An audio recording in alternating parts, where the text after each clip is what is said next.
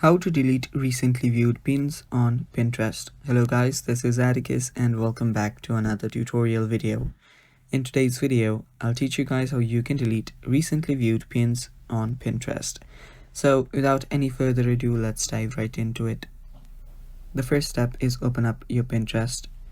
Make sure that you're logged in into your account.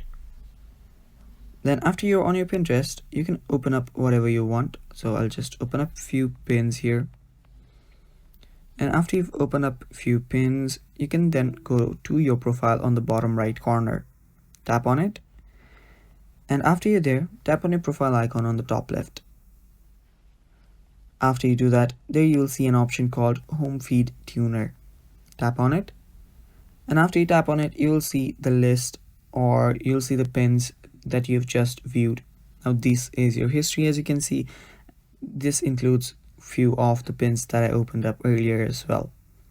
So after you choose on those pins, you can then just simply select them or deselect them, and they will show you fewer ideas like those. So here you can see your interests, your boards, and your followings as well. So from here you can simply delete your recently viewed pins, and that's basically how you do it. And that's all for today's video.